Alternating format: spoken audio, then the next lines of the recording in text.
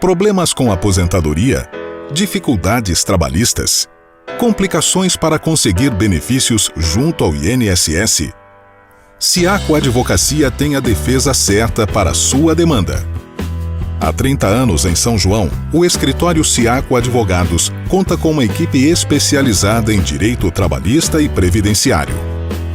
Confiança, ética e profissionalismo com atendimento humano e personalizado. Siaco Advocacia, Rua Antonina Junqueira 216, Centro de São João da Boa Vista. Siga nossas redes sociais.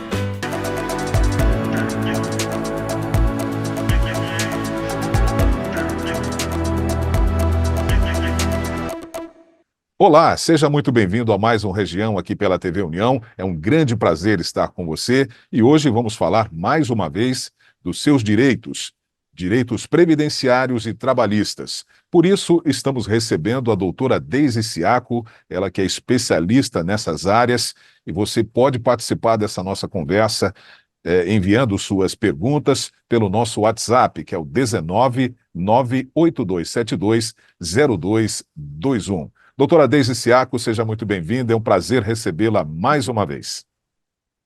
Muito obrigada, Magalhães, obrigada a você, a todo o pessoal da TV União e a quem nos acompanha.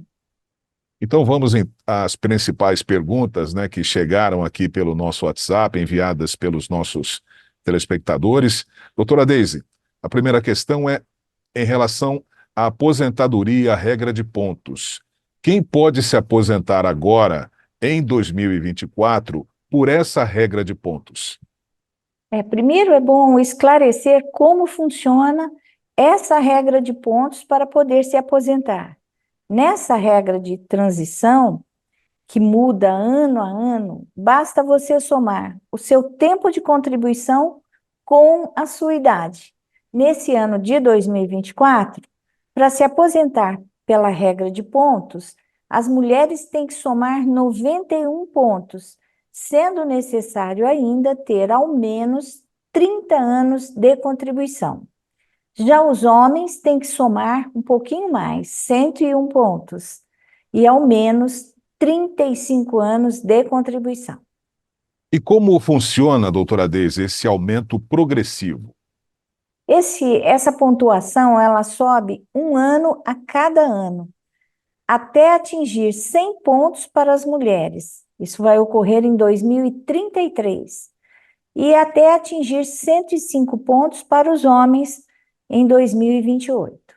E também temos uma outra regra de transição, que é a regra da idade mínima.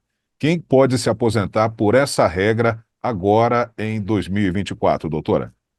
Agora, em 2024, para se aposentar com a idade mínima exigida pelo INSS, as mulheres terão que ter pelo menos 58 anos e meio de idade e, ao mesmo tempo, 30 anos de contribuição. E os homens terão que ter 63 anos de idade, 63 anos e meio, aliás, e 35 de contribuição. Essa regra da idade mínima, ela continua até quando? Essa regra sobe 6 meses a cada ano, até atingir a idade de 62 anos para as mulheres, que vai ocorrer em 2031, e 65 anos para os homens em 2027. Ainda sobre essa questão das regras, vamos aproveitar aqui a sua presença para tirar as dúvidas. Essas regras de pontos e de idade mínima, elas valem para todos os segurados, doutora? Não são para todos, não, né? Essas duas regras de pontos e de idade mínima progressiva, elas valem para os segurados que tenham no mínimo 30 anos de contribuição, se for mulher, e 35 anos de contribuição, se for homem. Ou seja, para quem tem muito tempo de contribuição. E a maioria dos brasileiros, infelizmente, não tem muito tempo de contribuição. Não é? E também é importante lembrar que nós não temos só essas duas regras que acabamos de comentar. Nós temos mais 3 regras e pode ser que uma dessas outras 3 se encaixe para você, né, para algum segurado. Daí a importância se planejar a aposentadoria e se programar para escolher a melhor regra de transição. E também, isso você pode fazer esse planejamento com a ajuda de um advogado previdenciário. Não é? A aposentadoria aqui no Brasil, você só pode se aposentar uma vez. Nós advogados, tentamos até fazer a reaposentação, a desaposentação, não é? Para quem aposentou e continuou trabalhando. Mas o Supremo Federal não deixou. Ele impediu e disse que não se poderia, mesmo quem continuou a trabalhar e quem continuou a contribuir. Doutora, a senhora comentou que poucos segurados aqui no Brasil acabam contribuindo por 30 ou 35 anos. E a maioria dos brasileiros tem até menos de 15 anos de contribuição. A que se atribui esse fato?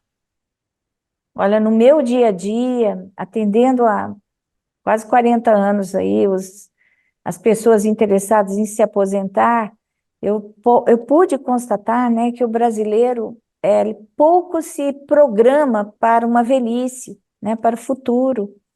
Ele confia demais no Estado, né? Ele entrega nas mãos do Estado a responsabilidade das suas vidas.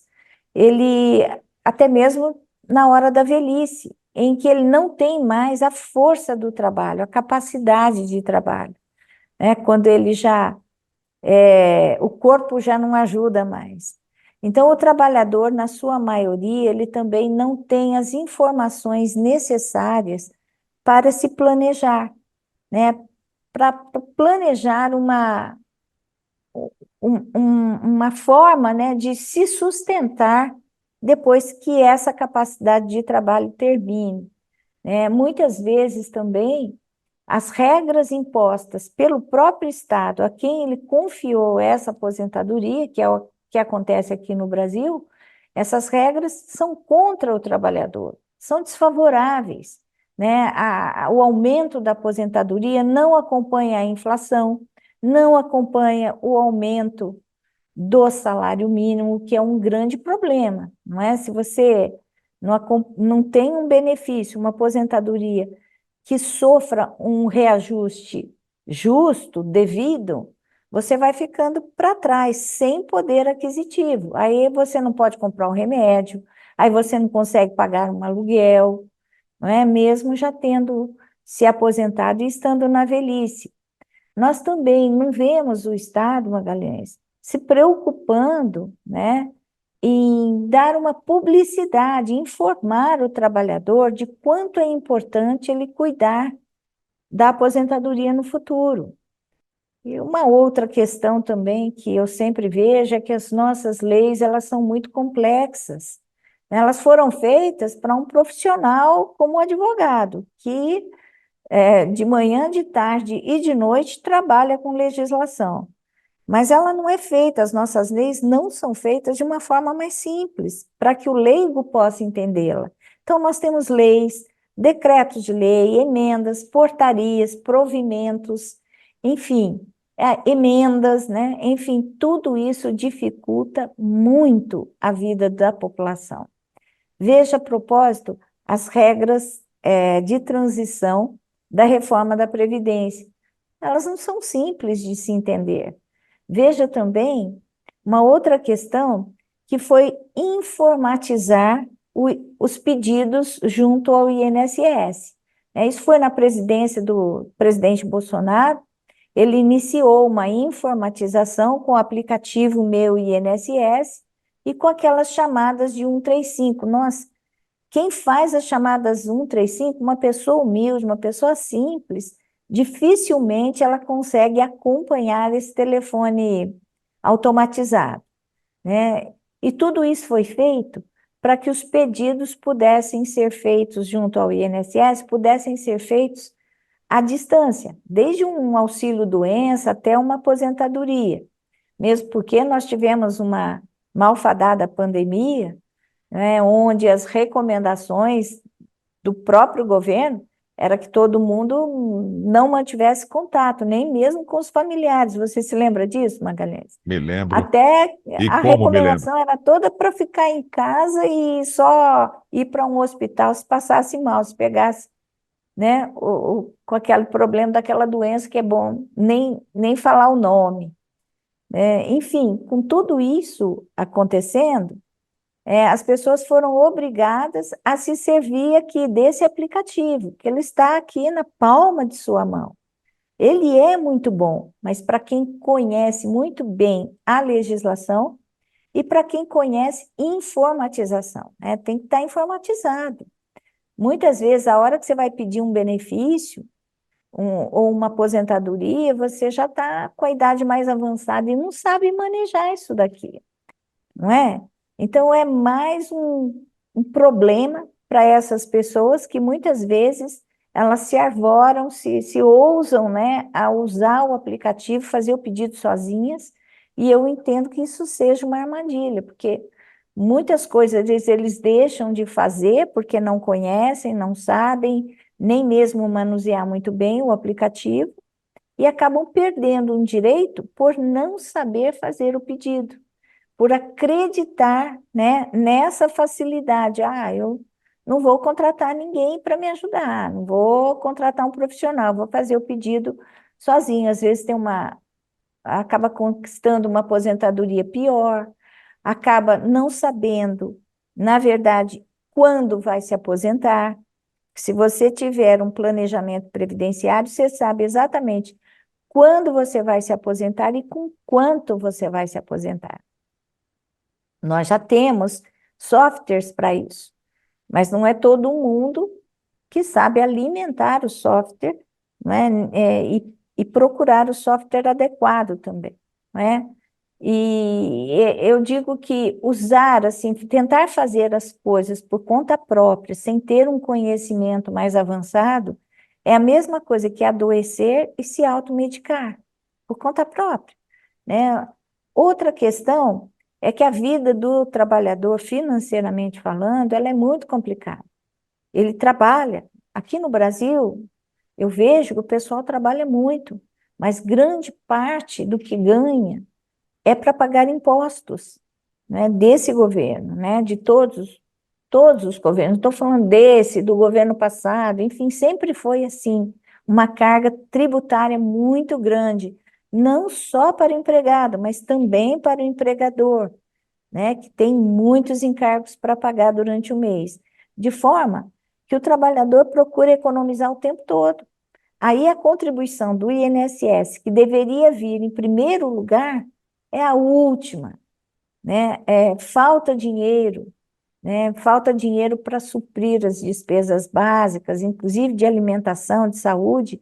Então, é muito comum você ver um trabalhador que mal consegue manter o aluguel em dia, quando ele não tem a casa própria, ou que mantém o IPTU em dia, as contas de água e de luz, não é? Além de todos os impostos e principalmente do supermercado, que nos últimos tempos está para a hora da morte, a gente bem sabe, não é? Então, tudo isso faz com que o trabalhador, não é que ele não pense no futuro, na aposentadoria, ele até pensa, mas ele não consegue destacar aquele valor para pagar mais uma prestação, não é? Uma outra questão muito comum é do trabalhador se adoecer, ficar na fila de espera do SUS, aguardando um exame médico, que é muito importante para acusar aquele problema de saúde que ele tem. Ele passa, às vezes, até 2 anos esperando um exame, o exame que o médico solicitou, né? Porque ele não tem aquele dinheiro para pagar o exame particular.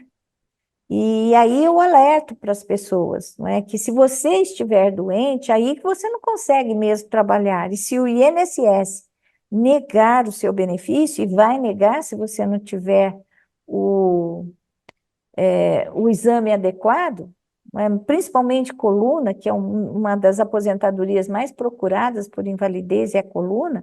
Se você não tiver uma ressonância, uma eletroneuromiografia, enfim, são tomografia, que são exames mais sofisticados, dificilmente o INSS vai lhe garantir uma aposentadoria, não é? Então, eu digo que, especialmente nessa questão de saúde, muitas vezes o trabalhador ele é afastado, não consegue exercer a sua profissão, porque ele fica na fila de espera do SUS.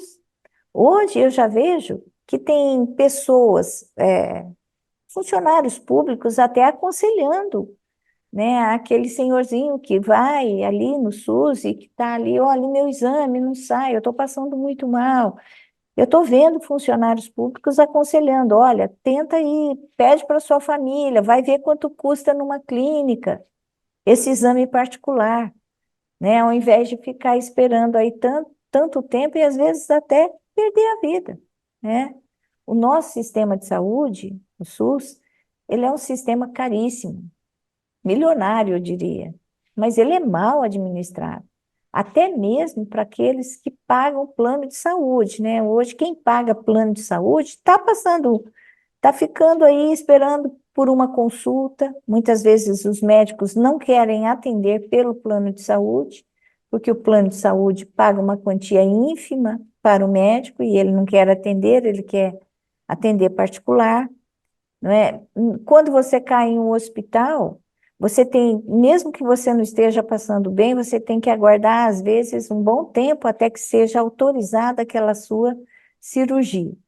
Então, nós estamos, assim, num sistema muito complicado. O sistema em si é complicado.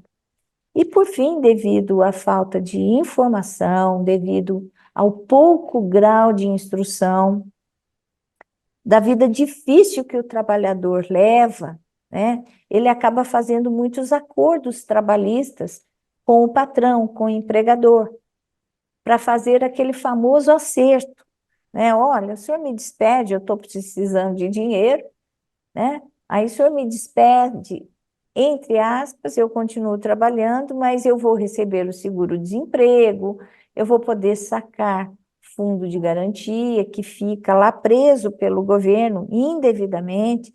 Eu nunca vi uma coisa dessas, né? Tirar o dinheiro do trabalhador e segurar lá, para quê? Aí eles dizem, né? Ah, é para casa própria, é para construção de casa própria e tudo mais, mas aquele dinheiro não é do governo, o dinheiro é do trabalhador. Tanto que nós estamos enfrentando aí uma demanda, milhões de demandas aí a justiça está enfrentando, porque não corrige o fundo de garantia como deveria, né? Não aplica a correção correta ao fundo de garantia. Então, quando ele faz um acerto, o trabalhador, para receber seguro-desemprego, para receber a multa de fundo de garantia, ele fica com buracos na sua aposentadoria, ele fica com essas lacunas, sem contribuição. E isso dificulta depois, na hora que ele está mais velho, na hora de pedir aposentadoria. Aí que ele vai dizer, nossa, por que que eu fiz isso? O trabalhador, muitas vezes, ele não pensa no futuro, ele pensa só no hoje, mesmo porque ele tem esses benefícios, né? São muitos benefícios que o Estado promete, seguro-desemprego, multa de 40%, dentre outros, e que, na verdade, somos nós, a sociedade, os trabalhadores que pagam. O Estado não produz, tenhamos isso em mente, não é? O Estado trabalha com o nosso dinheiro, não é? E o sistema de governança criado aqui no Brasil, não só no Brasil, mas no mundo todo, é um sistema que dá uma falsa impressão de segurança, mas que, na verdade, não corresponde nem de longe à realidade. E isso não é à toa, né? Porque o Estado precisa prometer muito, segurança, educação para você, para os seus filhos, saúde para você, para os seus filhos, não é? O Estado promete até que vai cuidar da sustentabilidade, das mudanças climáticas, imagine, né? Das intempéries, não é mesmo? Mas, na verdade, é o pagador de impostos quem sustenta todos os representantes do povo desde um presidente da República, desde um governador, de um prefeito, de todos os assessores, de todos os ministérios, que são muitos. Hoje, né, nesse governo, nós estamos em torno de 40 ministérios, chegando próximo a isso, de todos os vereadores de uma cidade. Quem é que paga os vereadores? A população, né? Quem é que paga o parlamento com 513 deputados? Quem é que paga o Senado com 81 senadores? Né? Sem contar que nós temos também os deputados estaduais, aqui em São Paulo, com 94 deputados estaduais atualmente, né? Isso sem falar que nós temos três poderes: o executivo, né, com a presidência da República, o legislativo, com os deputados todos que nós falamos, um aparato imenso, né, muitas regalias, e nós temos também o sistema judiciário, que ele é muito caro, né, extremamente caro, e que além de caro, ele é demorado, ele é moroso. Quem precisa da justiça sabe o quanto a justiça demora para te entregar uma prestação de serviços, E o né? judiciário brasileiro é um dos mais caros do planeta, né? É bom Sim, registrar. exatamente. É uma coisa assim que a hora que a gente para ver as estatísticas, nós percebemos que aqui no Brasil nós estamos, é, nós brasileiros temos uma carga tributária uma das maiores do mundo, né?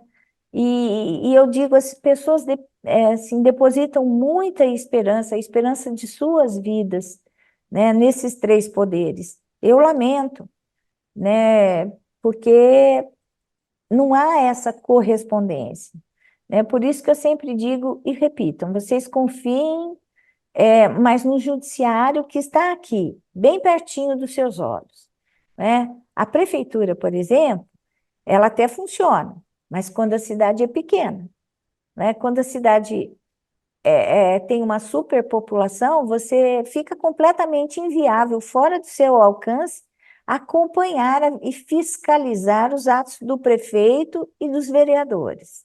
Mesmo porque toda essa transparência que é anunciada não é dessa forma. A gente ouve muito mais dos YouTubers do que do próprio sistema político nosso, não é? O mesmo com a educação, com a saúde, com o sistema judiciário. Juiz bom é aquele que atua na sua cidade, é aquele que trabalha na sua comarca, aquele que você encontra no supermercado, na oficina mecânica, na padaria. Você sabe se ele é casado, se ele não é, se ele tem filhos, se ele não tem, quais são os amigos que ele tem, porque você o vê reunido muitas vezes com algumas outras pessoas. E aqui em São João, graças a Deus, em São João e região, não é? Nós temos sim essa felicidade, né, de poder contar, né, com um judiciário que funciona e que é transparente. Aqui não podemos, principalmente aqui na nossa comarca, nós não podemos reclamar. Nós temos juízes, promotores e funcionários públicos muito bons, muito dedicados. Só para arrematar, então, aqui essa nossa conversa, até porque eu divaguei um pouco, aí me empolguei, vocês me desculpem, mas só para arrematar, contribuam para o INSS se quiserem se aposentar. Muita gente pensa que vai fazer uma poupança à parte, mas depois, na primeira necessidade, acaba gastando tudo. Então, contribuem sim para o INSS. Nada de subterfúgios, nada de acordo para demissão, para receber seguro-desemprego, nada de sair de um emprego sem ter outro em vista, muito bem amarradinho. Responsabilidade para com você e para com a sua família. Não entregue nas mãos de ninguém essa responsabilidade, né? Esse é o caminho para obter uma aposentadoria sem decepção. Quanto à sua saúde, ela deve estar em primeiro lugar. Porque se você não estiver saudável, não conseguirá trabalhar. Não espere na fila de espera do SUS por um exame. Veja quanto ele custa. Veja, procure nas clínicas, pergunte, se informe. porque muitas vezes você até vai conseguir pagar esse exame, ou então pedir para os familiares, ou pedir um parcelamento, não é? Eu vejo pessoas fazendo um empréstimo para comprar tanta coisa, não é? Que a gente tem mesmo essa vontade, né, de adquirir coisas, facilidades, mas não cuidando da própria saúde, o que é um grande perigo. Muito bem, doutora Deise, a gente vai rapidamente aqui para o intervalo. No próximo bloco, a gente vai falar um pouquinho sobre inteligência artificial nos pedidos de auxílio-doença. Até já!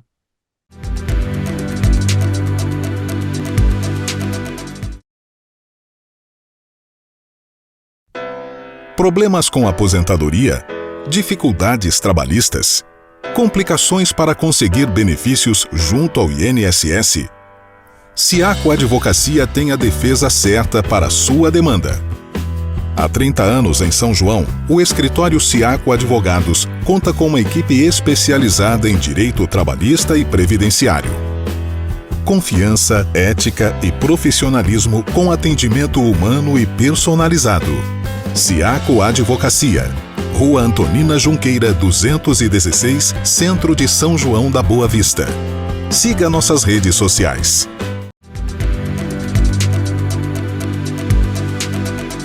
Nós já estamos de volta aqui no Região para o bloco final, hoje recebendo mais uma vez a doutora Deise Ciaco, advogada especialista em direito previdenciário e trabalhista. Doutora Deise, a inteligência artificial, ela também vai ser utilizada para os pedidos de auxílio-doença? É isso mesmo, Magalhães. O INSS já até iniciou uma fase de testes, isso para combater as fraudes, e que são muitas, em atestados médicos falsos. E para isso ela vai utilizar dessa ferramenta, a inteligência artificial, que vai fazer uma varredura nos atestados médicos enviados pelos segurados pela internet, aqueles pedidos à distância, né, de incapacidade temporária, mais conhecido por auxílio-doença.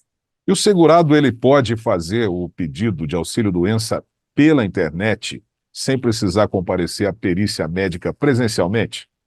Isso já é possível, sim, mas apenas para os pedidos de auxílio-doença até 180 dias. Nesse caso, ele não precisa passar por uma perícia presencial, ele pode fazer o pedido todo pela internet. O segurado faz o pedido, faz o seu requerimento pelo aplicativo Meu INSS, anexando o atestado médico, todos os exames, tudo isso pela plataforma aqui do seu aplicativo do Meu INSS. Pode ser pelo celular, mas também pode ser pelo computador, né? Esse sistema é chamado de AtesteMed. Doutora Deise, a inteligência artificial, ainda falando sobre esse recurso, né, que está sendo muito utilizado em diversas áreas, essa inteligência ela vai analisar o que especificamente nos documentos médicos enviados? Ela vai cruzar os dados dos profissionais médicos, né, com o próprio cadastro que ela tem, né, do CRM dos médicos, da especialização deles. Ela vai poder cruzar todos esses dados, e só através da informática mesmo, de uma inteligência artificial. Ela também vai analisar até mesmo os padrões de grafia, de assinatura, porque quando o documento é falsificado, né, você pode observar a falsidade pela grafia, pela assinatura, pelo carimbo que foi aposto lá, não é? Nós já temos alguns cruzamentos de dados do INSS. Nós temos, por exemplo, na concessão do BPC ou LOAS, onde os dados são cruzados com o Ministério do Trabalho. E se descobre, por exemplo, que aquele familiar que se declarou desempregado, posteriormente foi registrado, e aí vem o corte do benefício BPC. Nós temos também os cartórios de registro civil, que hoje cruzam os dados, informando os óbitos, né, dos segurados do INSS, para que ninguém continue recebendo no lugar daquele falecido. O que era muito comum antigamente. Doutora Muito Deise, mesmo. Doutora Deise, haverá penalidade para quem o sistema de inteligência artificial acusar, por exemplo, que há fraude em algum documento médico? Sim, estão previstas as penalidades na própria lei, no Código Penal, né? Certamente, o infrator, né, o INSS, vai encaminhar essa ocorrência para as autoridades, né, para a delegacia, e requerer a instauração de um inquérito policial por uso de documento falso. Temos aqui uma pergunta que chegou pelo 19982720221, a senhora Maria de Fátima. Maria de Fátima, ela está dizendo que o marido foi dispensado do serviço porque não estava conseguindo trabalhar por estar muito doente. Ela pergunta para a senhora se essa situação poderia ser revertida. Quando o trabalhador ele é dispensado, né, de qualquer forma, estando ou não doente ou estando bem de saúde, ele é encaminhado para o médico de segurança do trabalho, que é o exame demissional. Isso no caso das empresas, né? Que é o caso desse trabalhador que a dona Maria de Fátima está contando do marido dela, né? Então, é o médico do trabalho que vai dizer se ele está apto ou inapto ao trabalho. Mas ele só vai poder afirmar essa aptidão ou inaptidão. Não é só do empregado dizer, olha, eu estou muito doente, eu não estou passando bem, porque o médico do trabalho não vai prescrever exames para ele, não vai aguardar esses exames. Ele tem que se antecipar e já levar um atestado médico, explicando a situação para o médico do trabalho, de que ele não pode ser dispensado, mas sim encaminhado ao INSS, não é? Porque ele tem um atestado médico e ele tem que passar por uma perícia no INSS e ficar afastado do trabalho até poder se recuperar. Então, ele não pode ser dispensado se ele estiver doente, mas sim, né, encaminhado ao INSS pela empresa com um atestado médico. O que a gente vê muitas vezes é uma maldade aí do empregador, de perceber que o trabalhador está adoecendo e falar, bom, eu não quero mais esse indivíduo aqui na minha empresa, né? Mas ele já prestou muitos serviços para a empresa, ele não pode ser descartado dessa forma, né? Existe o INSS justamente para isso, não é? Para que a empresa encaminhe para uma perícia médica do INSS. Se isso ocorrer, se ele estava munido da documentação certa e foi dispensado mesmo assim, o trabalhador pode, então, recorrer à Justiça do Trabalho para comprovar, né, que na época da dispensa ele estava inapto ao trabalho. Ele não caberia dispensa, ele pede, então, uma reintegração para quando ele for, para quando ele melhorar o estado de saúde, porque muitas vezes, depois de um tratamento, ele melhora. Se ele não melhorar, aí cabe a invalidez.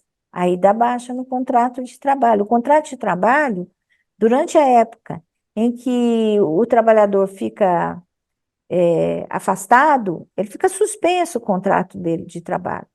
A empresa não pode simplesmente mandar embora um trabalhador doente, tá? Então é muito importante. E o médico que atesta essa incapacidade, é o médico do trabalho, ele também tem que ficar atento, porque ele também pode ser responsabilizado se ele der como apta essa pessoa, esse trabalhador, e ele estiver inapto, com exames, com atestados, e ele pode ser chamado à justiça até para responder, né, uma ação judicial.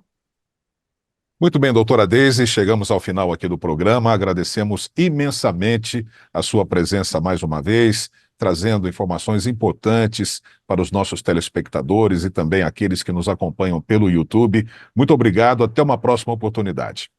Eu que agradeço, Magalhães. Até a próxima. Até a próxima. Obrigado a você que nos acompanhou até agora. Um grande abraço e até o próximo Região.